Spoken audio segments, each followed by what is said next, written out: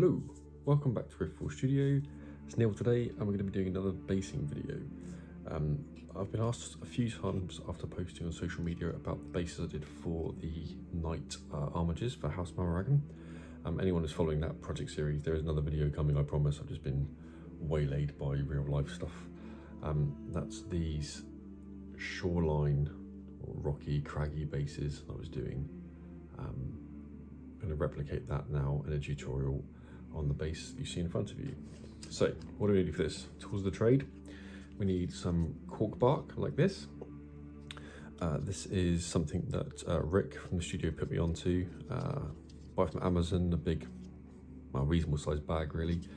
It's not very expensive, and it's just brilliant. It's like manna from heaven as far as rocks are concerned. This stuff is absolutely great. You can saw it and clip bits off, and it just leaves natural looking rock formations.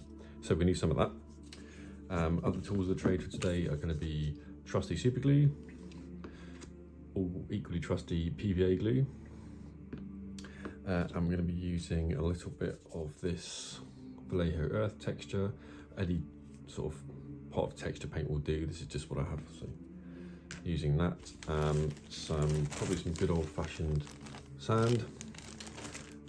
And this stuff here, which is, we can get this in the shot, the Geek Gaming Scenics modelling compound, which is like a strange mix of grout and fibres and other stuff, and it's kind of like really thin paper mache when you start using it. I'm going to use that to mould a little bit of topography, this sort of stuff here that you can see. I mean, you can use putty and stuff for this. This is just what I use, and then I can create these rock pools and stuff. So that's the plan. So I'm going to trim off a few bits of the cork bark and I'm going to glue them onto the base, and then I'll come back in a minute. Okay, so that is those bits glued on there. Just a little bit of cork bark, a couple of little stones, and I'll just put a little bit of sand in the bits where the super glue wasn't quite dry there. So what's next? Next we're going to build up a little bit of topography with some of the modelling compounds. So I put some of the modelling compound here on an old takeaway container lid. I'm going to add some water with, just by dipping my fingers in the water, I'm going to mix it in here. Can't quite see that, can we just move that around a bit? That'll make more sense. Just going to dip this in, mix it with a bit of water, and it should turn into kind of a pasty, putty looking thing like this. I might just pour it. Just get involved. Okay, so there you go. It's turning into a little bit more of a malleable substance now. So if you get the idea there, a bit more water on the fingers. Right, cool. So I'm going to take a little bit of this. I'm just going to plonk it on here. There's no rocky shoreline is ever dead flat. The sand does its best, but not quite. And what I'm going to do is create the rock pool. So you will have to get a little bit messy doing this, unfortunately. So anyone who doesn't like this sort of stuff, this perhaps is not the tutorial or the basing for you. But if you do, great, watch on. So I'm just going to build that up a little bit more.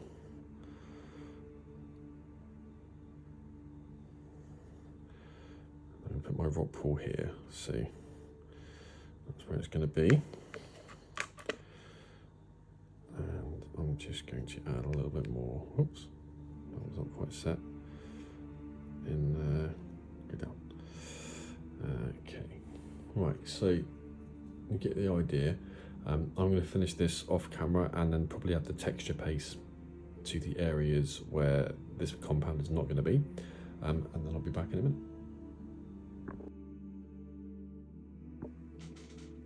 minute. Okay, welcome back.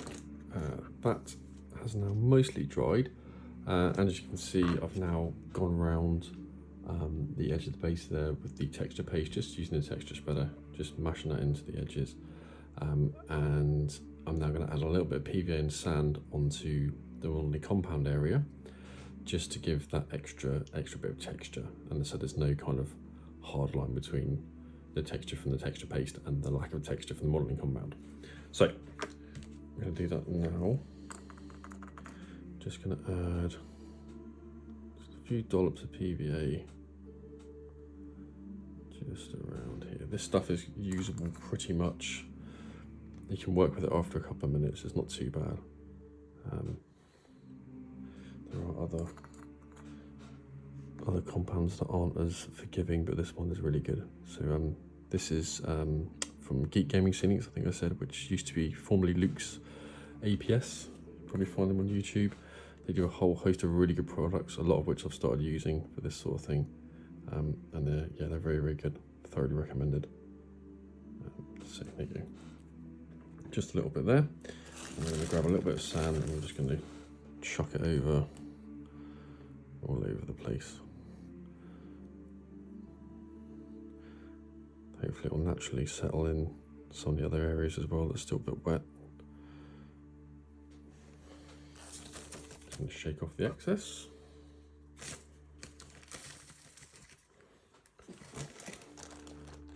Cool, okay. So that now needs probably, I'm going to leave it overnight to dry, I would think, just to make sure it's okay for painting, and then it's going to be a case of we're going to undercoat spray it with black, and then we're going to pick a direction, much like I did with the Mars bases if you've watched that video. I'm going to spray probably Wraithbone. I think I've got white now, so Wraithbone spray, just to give it a directional lighting, and then I'm going to show you how we paint the bases, which is going to be mostly with contrast paints. And if you've seen my Saruman the White video, you'll probably understand the process that's going to happen there. So that's it for now. When we come back in a minute, we'll start painting. Right, that's all sprayed. As you can see, we do have a little kind of pseudo zenithal there. So I sprayed the whole thing black from the top down, turned it around to that angle, sprayed the white from that direction, and then you get a natural shade, which you can see there. Not a very difficult thing to do, but actually pretty effective. So the next thing we're going to do is attack this with contrast paints and contrast medium. So this is a reductive technique, which you may or may not have seen on my Saruman video if you watched it. If you're here for Heresy or anything else, then you probably haven't.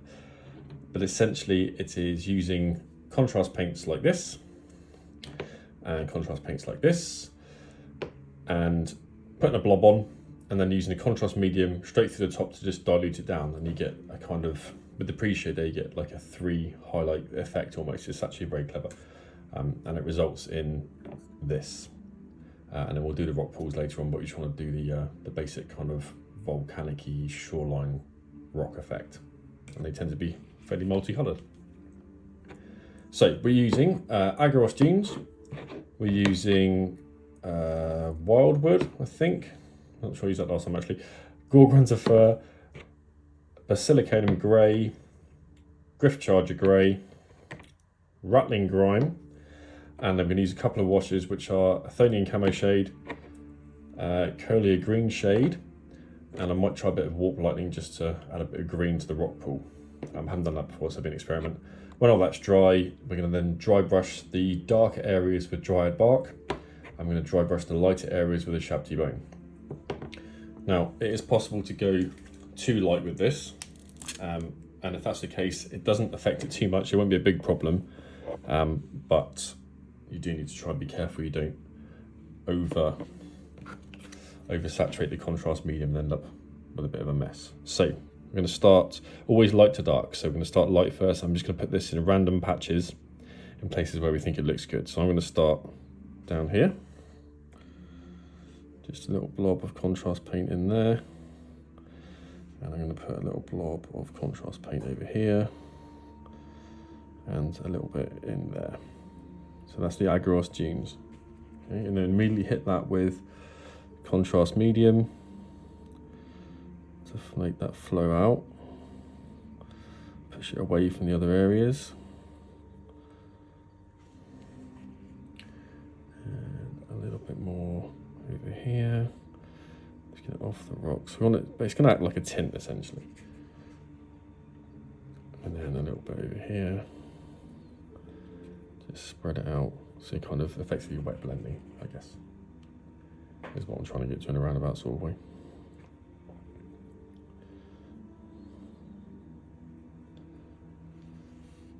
Okay, so that's our Agros dunes. That's the first colour.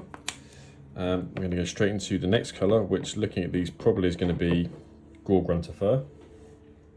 It's another brown, but a slightly more reddish brown. I'm going to dump that straight into, so I'm just going to sort out my paints. I'm going to mix that straight into there.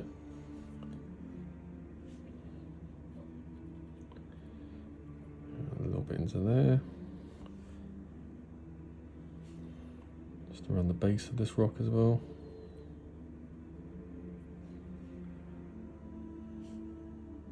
And over here.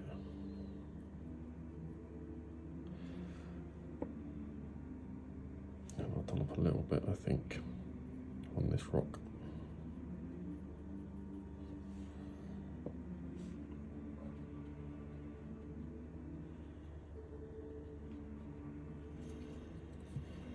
It's always good to try and put a little bit of each colour in most areas. Don't leave like one colour as predominantly in large parts of it, because it doesn't look natural. These colours tend to bleed quite a lot into each other in a natural setting, so that's what we're going to go for.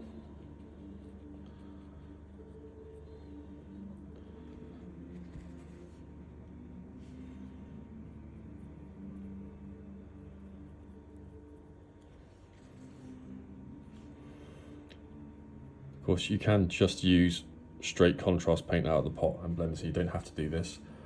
I like it because I think it's effective, but by no means do you have to do this. You can just use it straight out of the pot and you'll get a good effect anyway because of the pre-shade.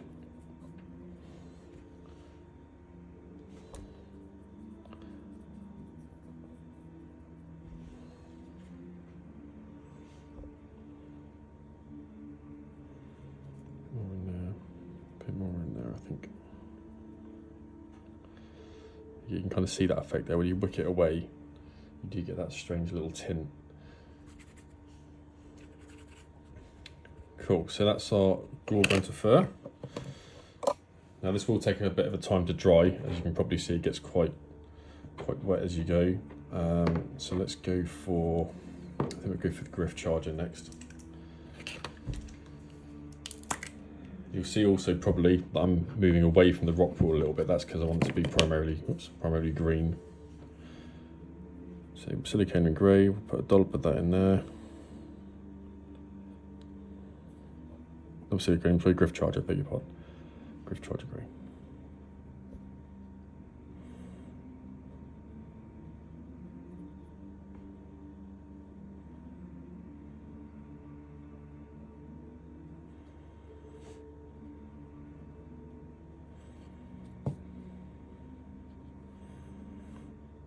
Get under there with that one.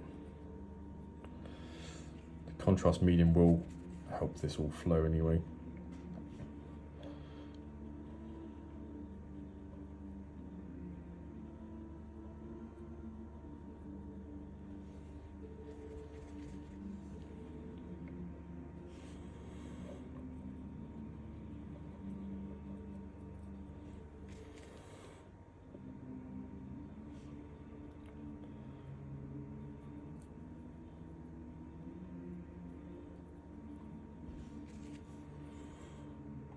You can put, depending on what you're doing this for, if you're doing it for just a volcanic base or something like that, then you might just want to add a few more pigments and stuff for like the sulfur and that sort of thing.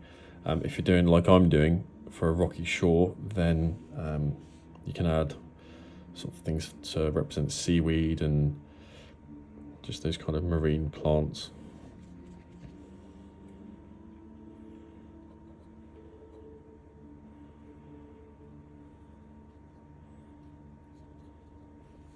Okay, let's get in there. So next we're going to put our Griff Charger grey away. I'm going to move to a wash just to darken down where that rock pool's going. So that's going to be Colia green shade, which I'm going to add in the centre there, just a big dollop, just to give some shade to where that rock pool is going to be. Got a cheaty little product word we're going to use for that, which is very, very effective. So curly green shade down. Next is going to be, I think we did Basilicanum grey. And then when you're going to do, I think, Rattling Grime. And then that will probably be it for the contrasts. So this is the Basilicanum grey. This is much more of a kind of brownish grey. This is what I used, again, if you watch the Saruman video, what I used for Saruman's hair, I think. Yeah, it's a nice rocky colour.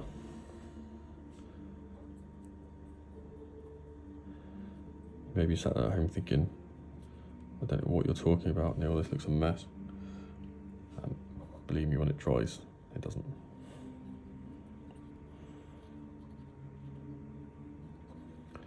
So I've gone quite heavy there. There's not much space left now for the next colour, but that's okay because I'm going to clear a bit of space with the medium.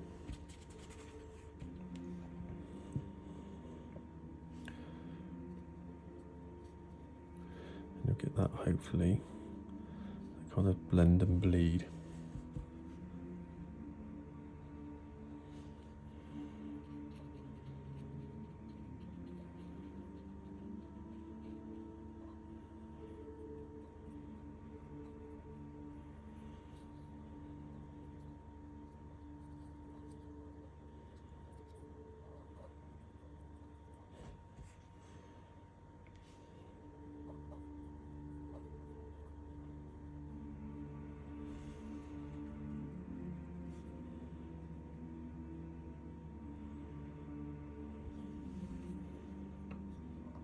Okay.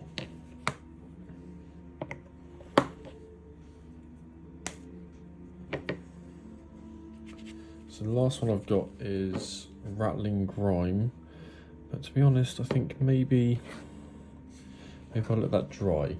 So we'll see how that looks first. So that's contrast down. Once all that's dry, which will take a little while, once that's dry, we'll come back and we'll do a little bit more in here for the rock pool, and we'll do the dry brush, and then I'll show you how to do the rock pools themselves. Back in a minute. Right, that is now mostly dry. I'll left that sort of about 10 minutes or so. I'm now going to add a little bit more green to where we want the rock pool to be. I'm going to use contrast warp lightning for that. And then we're going to use a little bit of Thonian camo shade just to kind of tie in some of the colours around the edge. So a little dollop of this in there. And straight with the contrast medium.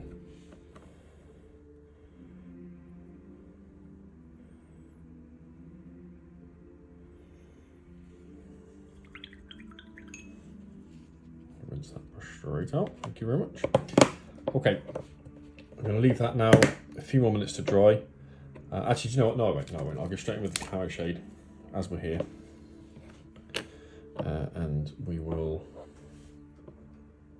get that bit nice and done. So, camo shade. Just going to go in and add a bit of kind of that sort of algae colour. Bit of grime where the rocks have just accumulated some filth, basically, because they will. And we're looking for just a few random patches just to help tint stuff that's there.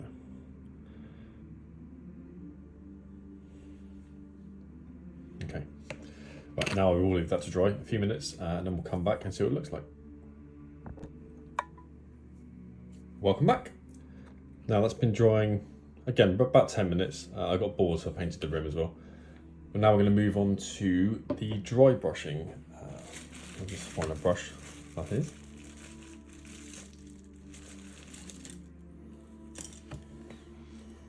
So we've got this, just standard GW dry brush, and we're going to dry brush the dark areas with dryad bark, and then we're going to dry brush the light areas with shapty bone. So this is just helping us tie all those layers together, and it can be a reasonably heavy dry brush. I'll just go in from the back just to pick out those textures that cork bark has given us.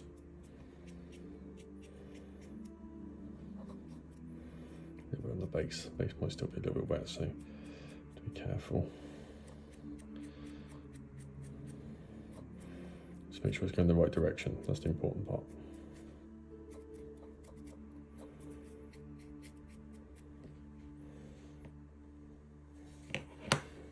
And then we're going to close that. Give that a quick rinse off. Do our best to quickly dry the dry brush. If I were a competent human, I would have done this with 2 dry brushes, but we are where we are.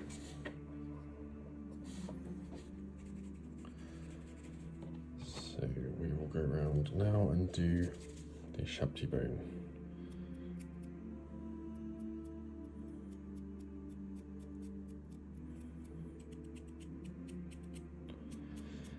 Just help pick out those edges and some of the grains that we've got from the paste.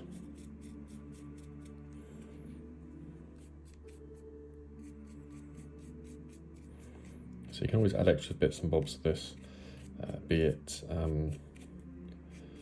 powders or more colours or more textures. Just gives you an idea, that's all. Great, so that looks pretty much done. The one thing we've got to add now obviously is the rock pool. We're going to use a cheaty method now, which is this stuff, aka interactive puddles. So this creates, well, you can see what it creates, a kind of muddy greenish puddle, which is great for this sort of thing.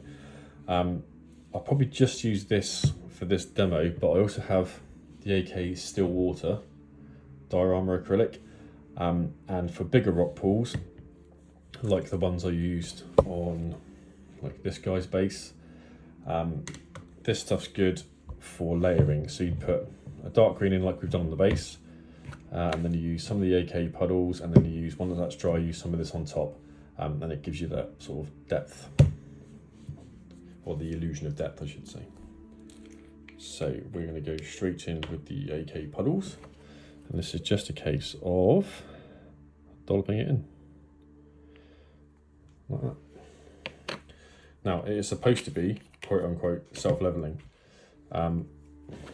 It is to a point, but obviously if you're doing anything huge like a terrain piece or a very, very large water area, then I would recommend you use a proper resin. That's pretty good, isn't it?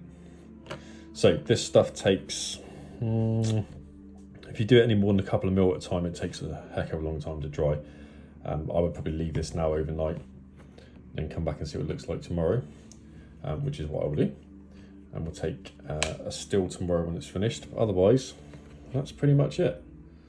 That's how you do a rocky shoreline or a volcanic base. And you can use this for things like toxic pools, that sort of stuff. And I think one of the other bases I did, which you can't see over there, I'm sure it is, I used a few tufts and things and buried them in the water to look like actual plants. And then once you cover them in a bit of coleoid green shade and a bit of this stuff, they look pretty good. So yeah, that's it. So thanks very much for watching. Don't forget to like, comment and subscribe, and if you'd like to see us tackle a particular style of base, then please let us know in the comments. We're happy to do basing videos. I think Sean's got another one coming very, very soon. Yeah, take care, thanks.